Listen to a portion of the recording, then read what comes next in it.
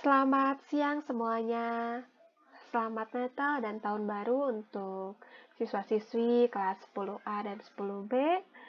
Semoga liburan kemarin, perayaan kemarin bisa membawa kita ke semangat baru untuk belajar, untuk beraktivitas di tahun 2021 ini.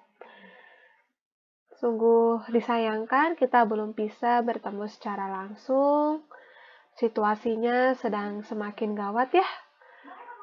Yang positif semakin banyak dan semoga tidak ada siswa-siswi dari 10A dan 10B yang terkena COVID sehingga semuanya dapat tetap sehat. Sebelumnya, Aloysius sudah menerapkan work from home, jadi beberapa guru akan bekerja dari rumah. Jadi mohon maaf jika nanti saat proses pembelajaran Zoom, saat proses saya rekaman, itu ada suara-suara yang mengganggu, suara-suara asing ya. Mohon diabaikan saja. Ya. Jadi sebelumnya kalian sudah mengisi ya form kinerja pembelajaran. Harap kalian isi terlebih dahulu itu. Semoga tujuannya apa form itu diisi supaya pembelajaran kita selanjutnya bisa lebih baik ya. Saya bisa mengoreksi diri dan kalian juga dapat mengoreksi diri lagi. Sebelum saya masuk ke bab pembelajaran hari ini, nggak apa-apa ya, hari ini kita langsung belajar. Wah, semester 2 ini waktunya dikit banget, jadi kita harus tetap mengejar ya. Sebenarnya hanya ada 2 bab ya, semester 2 ini ada bab 3 dan bab 4. Bab 3 sendiri terdiri dari elektrolit dan reaksi redoks ya. Sebenarnya elektrolit dan reaksi redoks ini dua hal yang berbeda, tapi disatukan di bab 3 ini ya. Lalu selanjutnya ke bab 4. Ini banyak banget bab 4 ini, dan bab 4 ini merupakan dasar dari pembelajaran kimia kelas 11 dan 12. Jadi kalau bab 4 ini kalian nggak bisa, wassalam bab nanti kelas 11, kelas 12-nya. Ya, saya selalu bilang sih dari kemarin-kemarin, ini penting, ini bab ini lebih penting. Tapi bab 4 ini benar-benar fundamental kimia kelas 10, kelas 11, ke 12 itu ada di bab 4 ini. Kita akan belajar reaksi kimia, hukum dasar kimia. Kita akan mempelajari mol. Apa sih mol itu? Ya, mol itu ya nantinya kita belajarnya saat bab 4 sudah kita masuki. Dan kita akan mempelajari stoikiometri senyawa dan reaksi. Jadi di bab 4 ini ada hitung-hitungan. Ya, jadi kalau bagi kalian yang merindukan hitungan dan kalian yang sangat sebal hafalan, selamat datang di bab 4 ini. Kira-kira UTS nanti akan sampai di reaksi kimia saja. Ya, saya kabari lagi sebelumnya, kita akan lari, ya sedikit lari, karena semester 2 ini waktunya dikit, tapi ya itu, lihatnya kalian bisa lihat sendiri materinya banyak dan susah. Dan saya harus ngajarinnya benar-benar membuat kalian bisa, supaya kelas 11, kelas 12 kalian bisa belajar kimia dengan baik. Ya, hari ini kita akan masuk ke, ini maaf ya, maksudnya bab 5, bab 6, kenapa saya nulis bab 3, bab 4.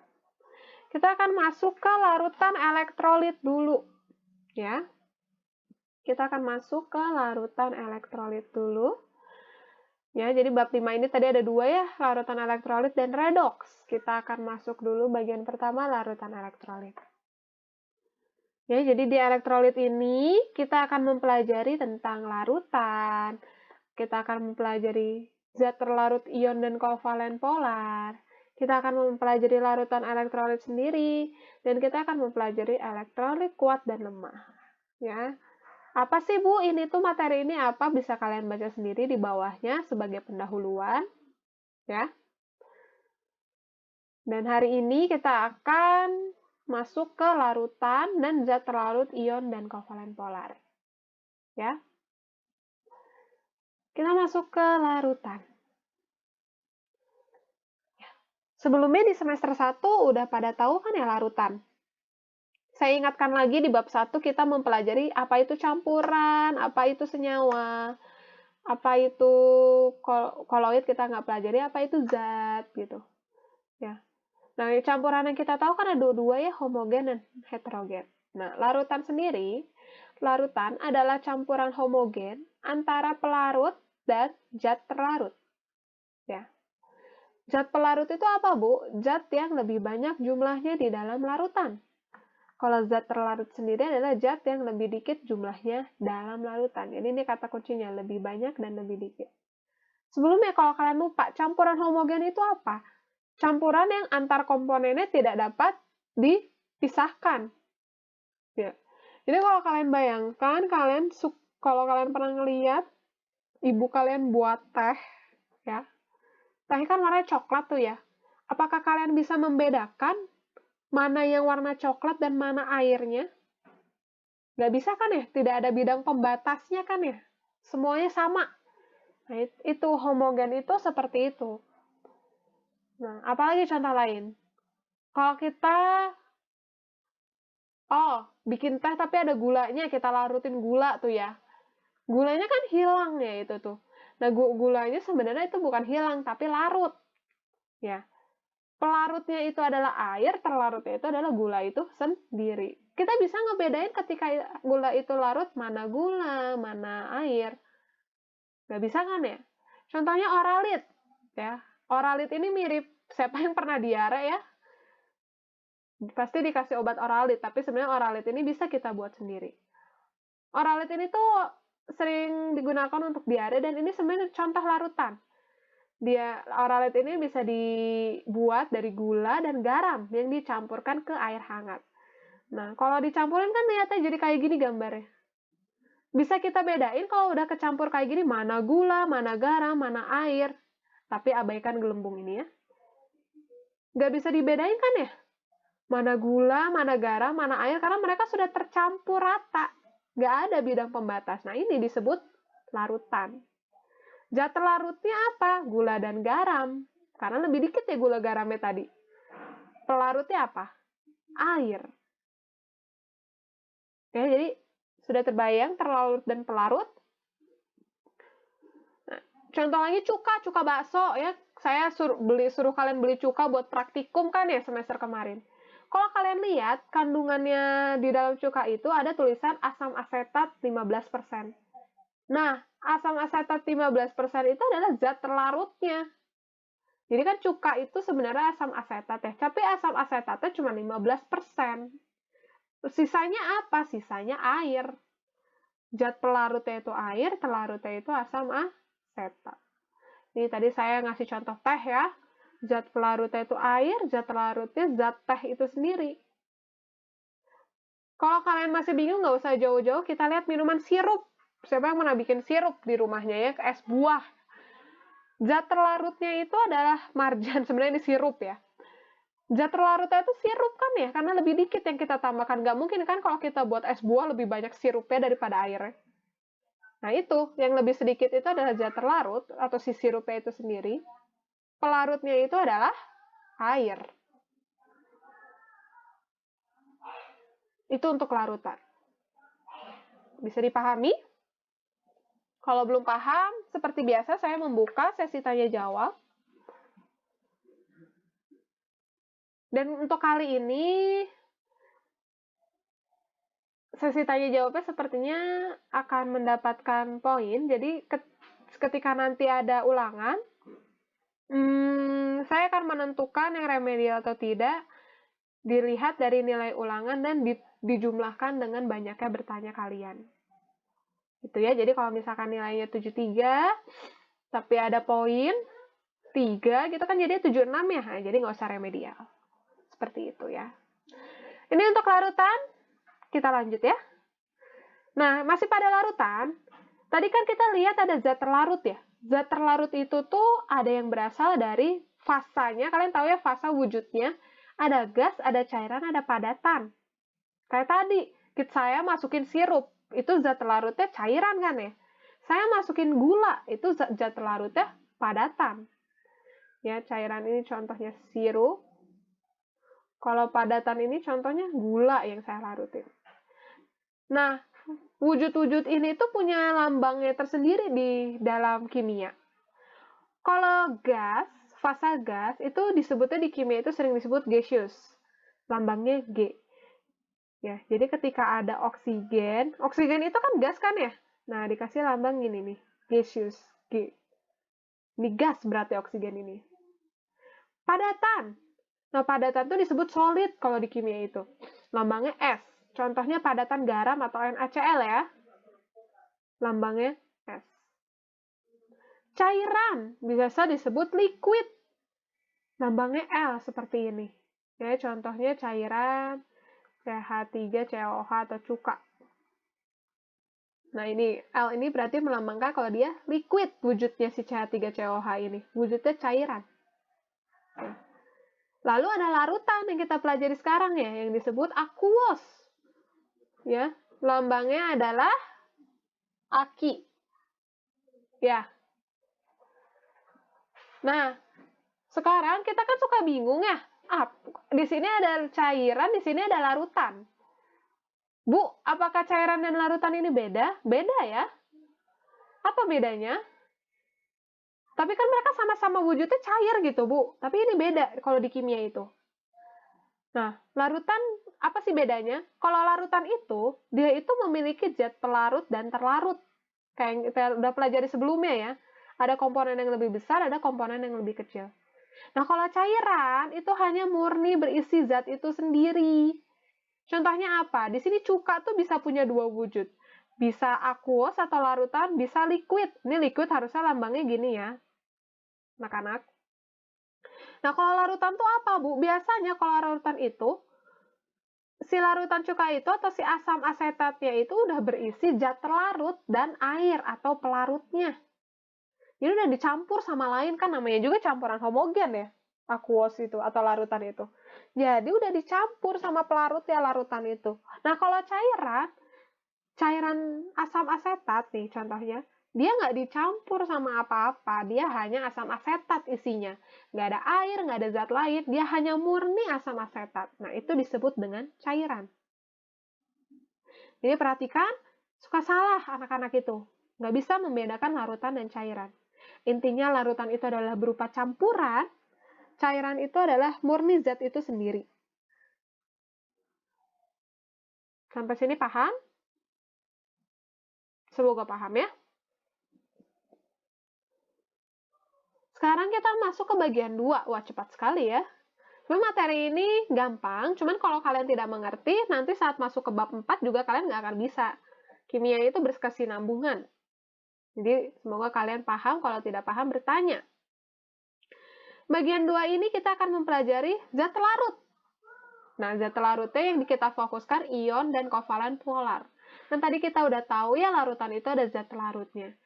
Nah, kalau dilihat dari ikatan kimia yang kita udah belajar semester kemarin, zat larut itu bisa berupa senyawa ion, bisa berupa senyawa kovalen polar, dan bisa berupa senyawa kovalen nonpolar. Contohnya nih, ada padatan strontium. Ini tuh contoh padatan ion. Ya, ini ada gula. Gula ini contoh padatan kovalen nonpolar. Nah, di sini ada asam asetat. Asam asetat ini termasuk kovalen polar. Nah, semua tiga zat ini tuh bisa dijadikan zat larut di dalam larutan. Nah, saya kasih ancang-ancangin dulu nih. Kenapa sih kita belajarnya cuma ion dan kovalen polar, Bu, di larutan ini? Karena kita kan masuknya bab elektrolit ya. Nah, ternyata senyawa ion dan kovalen polar itu, jika dilarutkan itu dicampurkan dengan pelarutnya ya, ternyata dapat menghasilkan ion yang bergerak bebas. Maksudnya gimana, Bu? Sebelum saya masuk lebih lanjut, saya ulas lagi perbedaan senyawa ion dan senyawa kovalen. Ingat ya, senyawa ion itu senyawa yang terbentuk dari gaya tarik-menarik listrik ion yang berbeda muatan. Ya, jadi ada di senyawa ion itu ada unsur logam dan ada unsur non-logam. Unsur logam itu biasanya unsur golongan 1A, 2A, 3A ya. Logam itu biasanya 5A, 6A, 7A. Ingat-ingat sifat periodik. Kalau di golongan 1, 2, dan 3 ini mereka cenderung membentuk ion positif atau negatif? positif ya, ingat-ingat itu. Golongan 1, 2, dan 3 itu energi ionisasinya kecil. Jadi golongan 1, 2, dan 3 cenderung membentuk ion positif. Maka dari itu dulu saya suruh kalian hafal sistem periodik unsur, gunanya untuk ini. Kalian tahu unsur ini harus membentuk ion positif atau negatif. Ketika kalian tahu letaknya di mana, oh kalian sudah tahu ini unsur ini senyawa membentuk ion positif. Contohnya ini kayak NaCl. Na ini kan golongan 1A ya. Oh, kalian tahu golongan Na itu ada di golongan 1A, berarti Na membentuk ion positif. Lalu ada ion Cl. Apa ada unsur Cl? Oh, Cl itu golongan 7. Di sebelah kanan, jauh dari golongan 1. Berarti dia membentuk ion negatif. Jadi ketika ada Na plus dan Cl min, ini mereka langsung membentuk ikatan ion karena ada gaya tarik-menarik yang berbeda muatan. Lalu kalau senyawa kovalen itu apa? Kalau diingat-ingat lagi, senyawa yang terbentuk dari pemakaian bersama elektron antar atom. Jadi biasanya ini unsurnya itu antara non-logam dan non-logam. Dan ingat H itu non-logam atau logam? H itu non-logam ya, walaupun dia ada di golongan 1. Ya? Ingat H itu adalah non-logam. Walaupun ada di golongan 1. Tapi tetap walaupun dia sifatnya non-logam, H itu akan cenderung membentuk ion H+, karena dia letaknya di golongan 1. Tapi dia non-logam, jadi H ini istimewa ya. Ingat-ingat itu. Lalu ada senyawa kovalen polar dan non-polar. Dibedakan lagi senyawa kovalen itu ya.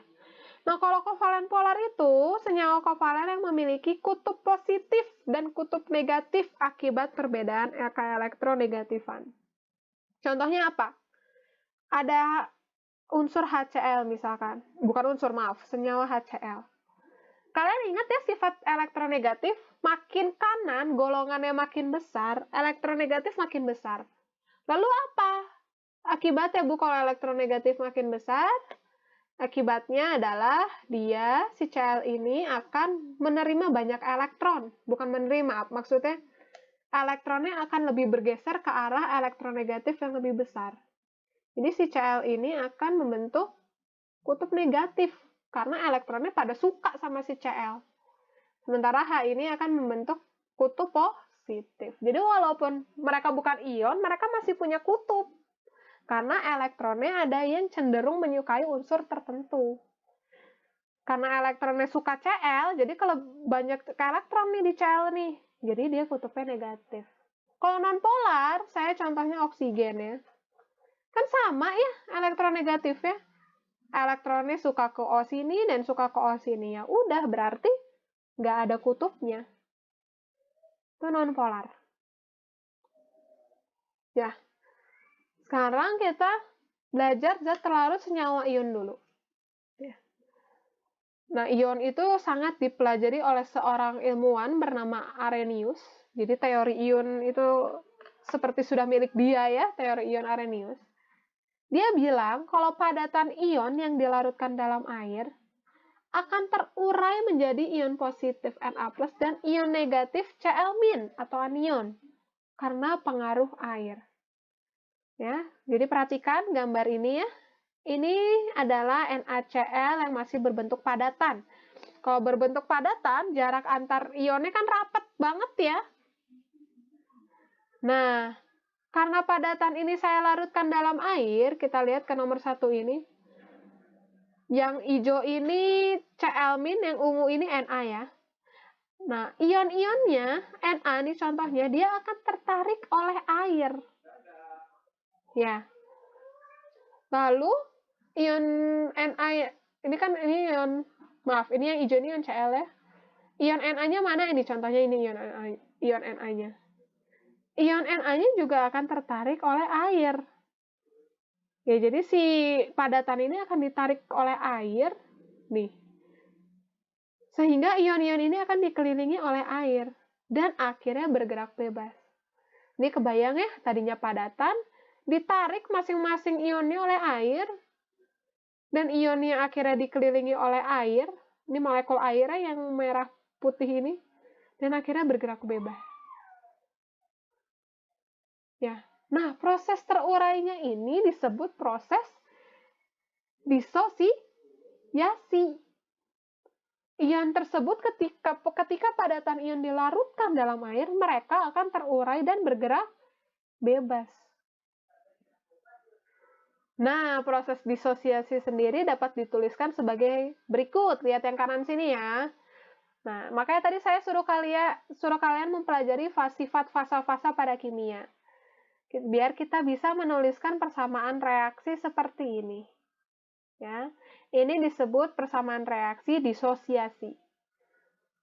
Nah, gimana sih proses disosiasi atau terurainya ion itu? Kita lihat, NaCl itu tadinya solid kan ya? Ion itu umumnya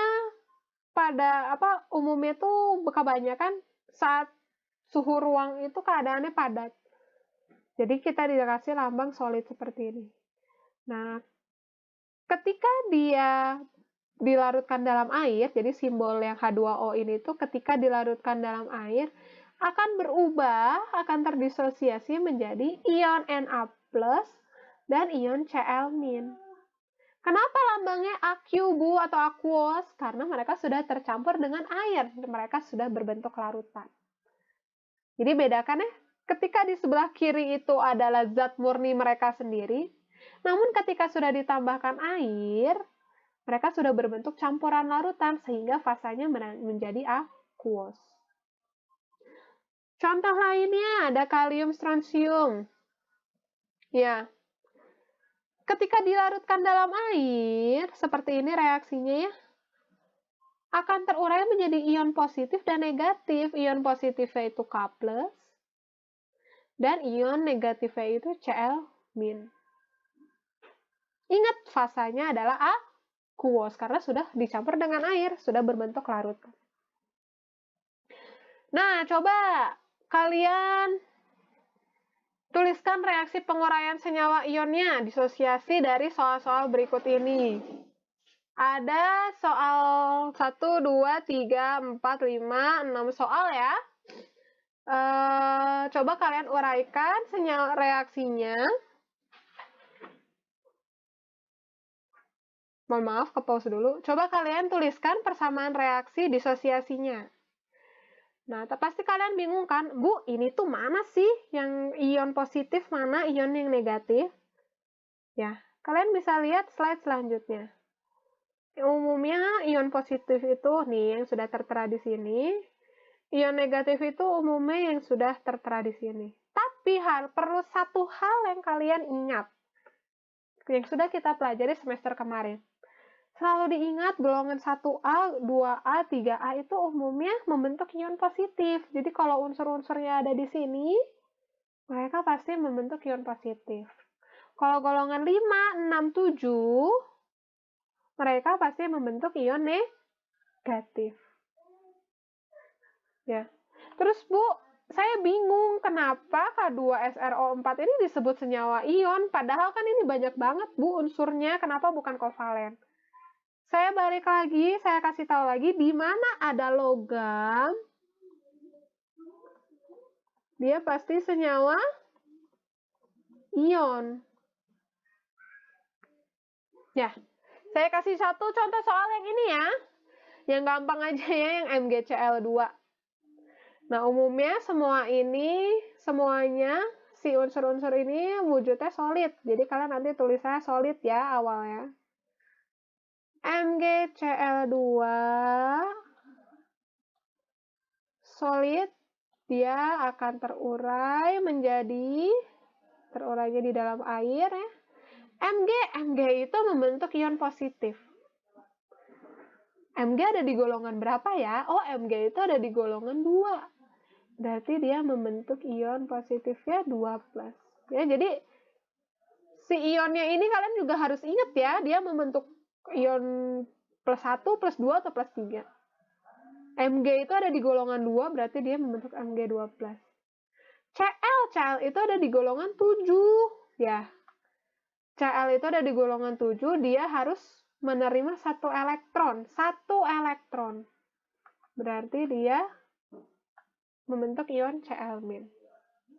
Nah, kalau kayak gini kalian harus setarakan jumlah unsur di kiri dengan jumlah unsur di kanan. Lihat di sebelah kiri. Cl-nya ada 2 kan ya? Lah di sebelah kanan ini Cl-nya cuma ada 1. Nah, nggak bisa gitu. Berarti yang Cl ini harus kita kalikan 2 supaya setara sama yang di sebelah kiri. Jadi seperti itu caranya ya. Harus bisa kalian ionkan seperti ini dan masing-masing unsur harus bisa kalian bayangkan membentuk ion positifnya positif berapa, membentuk ion negatifnya negatif berapa. Ingat prinsipnya oktet. Elektron valensinya harus 8. Ketika dia ada di golongan 6, berarti elektron valensinya 6. Dia butuh 2 elektron buat oktet.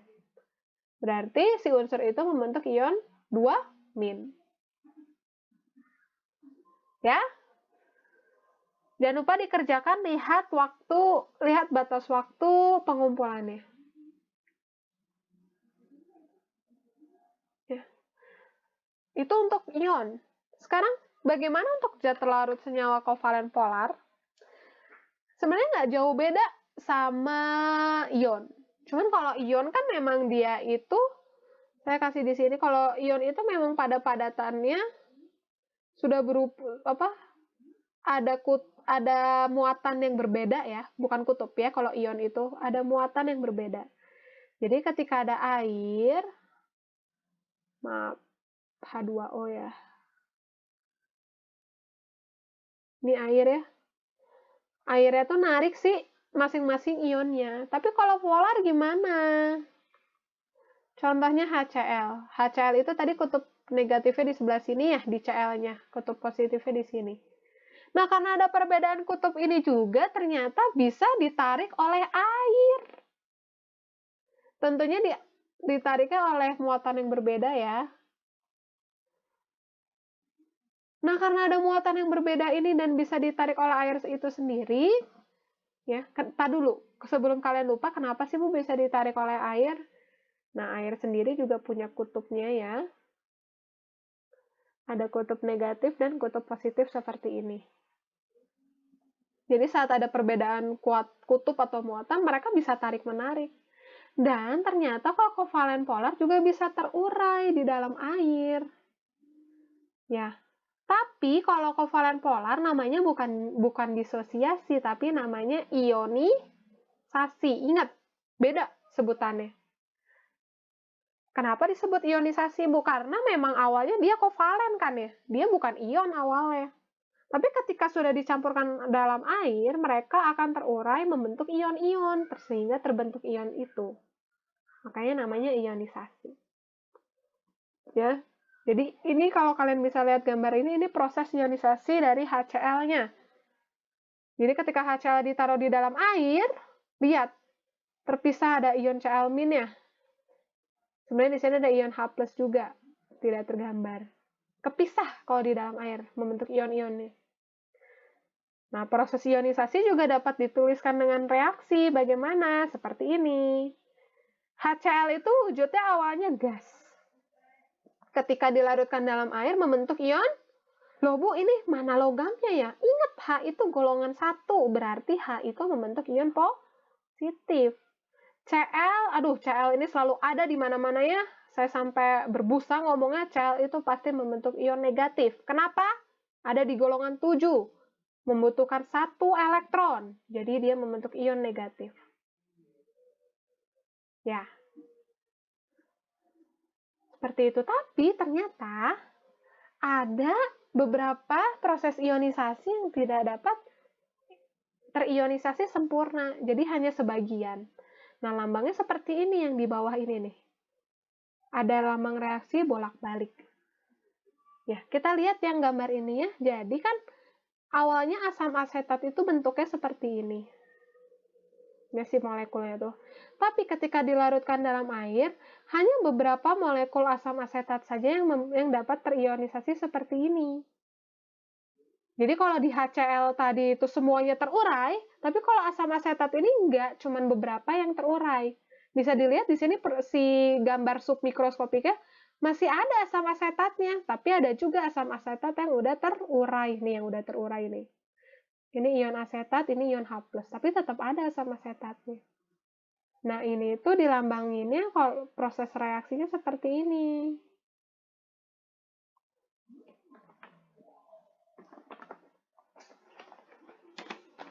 Ya, terbayang? Semoga terbayang ya. Nah, coba kalian tuliskan lagi reaksi penguraian senyawa, bukan ion ini maaf, senyawa kovalen, atau apa kalau kovalen reaksi penguraiannya? Ionisasi ya. Jika dilarutkan dalam air. Saya kasih wujud awalnya di sini ya. HCN ini adalah asam sianida yang biasanya digunakan untuk membunuh orang ya. Bukan biasanya, yang kemarin ada kasus pembunuhan. HF ini juga liquid, HNO3 ini liquid, ini semuanya liquid ya. Nah, nanti kan ketika dijadikan persamaan reaksi, hasil reaksinya adalah aqueous. Jadi ini reaktan, ini produk. Saya kasih contoh satu. HCN. Ya. HCN ini akan membentuk ion, HCN ini kan liquid, dia akan membentuk ion H+. Pasti H+, karena di sini ada H. Ya, jadi kalian nggak usah bingung, Bu, ini HC+, HC berapa? Nggak mungkin, karena ini ada H, pasti H itu membentuk H+. Ya. Lalu di sini ada Cn kan ya? Nah, Cn-nya itu adalah Cn-. Aduh, Bu, aku bingung ion negatifnya gimana? Bisa kalian lihat di sini ya, sudah beberapa saya kasih contoh. Ion negatif itu ada beberapa yang ternyata bisa lebih dari satu unsur. Ya. Jadi ini contohnya Cn, Cn-. Jangan bingung, yang penting kalian tahu H ini akan membentuk H+, berarti sisanya akan membentuk ion negatif. Ini untuk zat larut senyawa kovalen polar. Jadi kita ulangin, kalau ion sama kovalen polar itu dapat terurai menjadi ion-ionnya. Dan kalau udah membentuk ion di dalam air atau larutan, mereka akan bergerak bebas.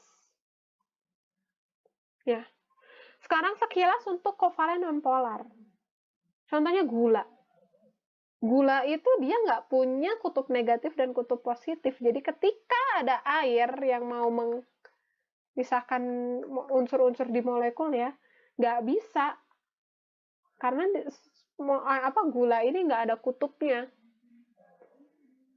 Jadi ketika gula itu dilarutkan dalam air, ya udah, tetap gula. Nggak terurai menjadi ion. Persamaan reaksinya gimana, Bu? Cuman berubah wujud seperti ini. Ya, lihatnya yang tadinya solid, dia tetap berubah wujud menjadi aqueous. Kenapa? Karena sudah dilarutkan dalam air, sudah tercampur air, udah bukan senyawa asli. Udah ada campuran dengan air, makanya aqueous. Ya. Nah, tadi kita udah tahu kalau ion dan kovalen polar itu dapat terurai menjadi ion bebas di dalam larutannya. Nah, karena itu larutan tersebut dapat menghantarkan listrik. Kenapa? Karena kita lihat tadi di sini ada perbedaan muatan ya, ada negatif, positif. Ingat ketika ada perbedaan muatan kayak gini dan terjadi jarak antara mereka, aliran listrik tersebut dapat mengalir di antara ion-ion ini. Ya. Nih, ini kan kepisah ya. Ini ion Cl-, ini ion Na+. Listrik itu dapat mengalir di antara ion-ion ini. Tapi apakah listrik dapat mengalir di senyawa kovalen nonpolar? Apakah di sini ada muatan? Nggak ada kan ya? Jadi listrik tidak dapat mengalir di kovalen nonpolar. Ya. Sehingga didapatkan kesimpulan seperti ini. Ketika senyawa ion berupa padatan, dia merupakan non-konduktor. Konduktor itu dapat menghantarkan arus listrik ya. Tapi kalau ion itu berwujud padatan, dia non-konduktor. Tapi kalau ion itu lelehan, dia konduktor. Tapi kalau ion itu larutan, dia juga konduktor. Karena tadi kita lihat ada ion-ion bebasnya. Ya. Nah, kita lihat di sini kalau kovalen polar gimana, Bu? Mau padatan dan lelehannya, dia bukan konduktor. Kenapa? Karena nggak terurai bebas menjadi ion-ionnya. Tapi ketika sudah berbentuk larutan, ada air yang memisahkan kedua kutub tersebut, dia konduktor karena memiliki ion yang bergerak bebas. Lalu kalau senyawa kovalen nonpolar, semuanya bukan konduktor ya. Ini perhatikan ini. Bu, kenapa ion itu lelehannya konduktor? Ingat ya, ion itu walaupun dia berbentuk padatan, tapi padatan itu terdiri dari ion unsur-unsur yang berbeda muatan. Memang si unsur ini udah punya muatan sendiri, beda sama kovalen polar. Dia bukan muatan, tapi cuma kutub biasa. Mereka terikat satu sama lain. Jadi kalau ion itu berupa lelehannya juga sudah mempunyai ion-ion yang bergerak bebas. Seperti itu, ya.